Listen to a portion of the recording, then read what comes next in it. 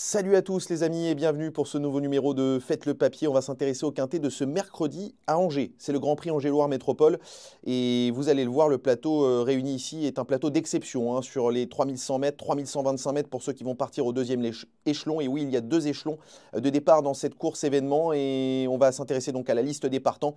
Au premier échelon, il y a du beau monde déjà, Imperator Della pour ne citer que lui qui vient d'effectuer une rentrée discrète mais qui va être monté là-dessus. June, le numéro 4, évidemment très titré au trop monté et qui courait pas si mal que ça lors de son avant-dernière sortie à l'attelage. Et puis au second échelon, on ne les présente plus ceux-là. Iguski Sauton, le numéro 10, le 13 Ibiki de Well, lauréat d'étape de GNT, ainsi que le numéro 16, Hino du Lupin, qui va être mon favori. Hino du Lupin, et oui, il effectue une semi-rentrée, une toute petite rentrée, mais a priori, cette course lui tend les bras. Il est à 10 000 euros du poteau des 50 mètres. Il a 602 000 euros sur son compte en banque. Le recul des 50 mètres est à 612 000. L'engagement est parfait pour ce cheval de tenue, un cheval qui a un fond inépuisable, qui est un véritable petit champion. Il nous fait penser bien sûr aux autres hongres de l'écurie Marmion qui ont écrit l'histoire du trot. Et ce Hino du Lupin, à mon avis, est le cheval de la course, même seulement déféré des antérieurs. Il a tout à fait les moyens de remporter une telle épreuve, sachant qu'il a déjà devancé Iguski Sauton à Bordeaux en étant ferré il y a quelques mois de cela. C'est un lauréat en puissance évidemment. En deuxième position, j'aime beaucoup le numéro 4, June. June qui est beaucoup plus connu sous la selle, certes, mais qui lors de son avant-dernière sortie, et je vous invite à la regarder en image, pourquoi pas sur le site d'Equidia, la jument courait beaucoup mieux que ne l'indique son classement. Elle était 9e sans être en configuration course. Cette fois-ci, elle va être déférée des 4 pour son retour au trot attelé. Et je crois que cette jument de classe au trot monté est capable de jouer un vilain tour à ses adversaires, notamment du second échelon, en partant au premier poteau. Cette fois, le numéro 10 en troisième position pour moi, Iguski Sauton, c'est un peu une priorité dans cette course. C'est un cheval qui est bon droitier. Certes, ses deux dernières sorties sur le classement brut sont mi-figue, mi-raisin, 5e et 4e, mais il terminait à chaque fois dans une action significative. Le cheval semble arriver au top et avec le déferrage des 4, tout ce qui va bien.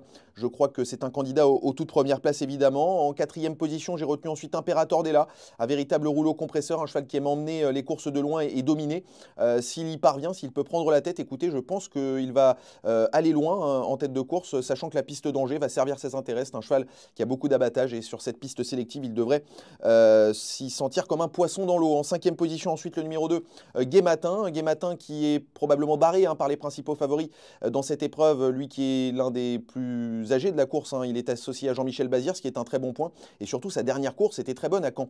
1:11,6 pour le chrono sur les 2450 mètres. Voilà, il est barré pour la victoire, c'est vrai, mais c'est un cheval qui a le profil d'un placé potentiel parce qu'il part au premier échelon. Il a des bons chronos récents, notamment la dernière fois, et il est surtout associé à celui que l'on surnomme le boss, Jean-Michel Bazir. Et puis en bout de piste, j'ai gardé Ibiki de Well, qu'il était difficile d'écarter parce que c'est un cheval qui a des titres, évidemment, multiples lauréats d'étapes de GNT. Maintenant, c'est vrai que sa rentrée récemment sur l'hippodrome de Caen, lorsqu'il s'est retrouvé battu pour finir deuxième, m'a paru quand même un petit peu en deçà de ce qu'il nous avait montré par le passé parce que le lot était moins relevé que celui de ce mercredi. Pour cette raison, j'ai décidé de le garder plutôt en bout de piste qu'en haut de ma sélection, que je vous rappelle ici d'ailleurs en chiffres, 16, 4, 10, 3, 2 et 13. Un ticket au quintet qui va vous coûter 12 euros à taux plein, en espérant bien sûr toucher l'ordre parce que le rapport ne devrait pas a priori s'envoler. C'est une course qui devrait sourire aux favoris. Voilà pour ce numéro de Faites le papier. Vous pouvez retrouver évidemment toutes les infos complémentaires pour approfondir l'étude de cette course événement sur le site equidia.fr. À très bientôt.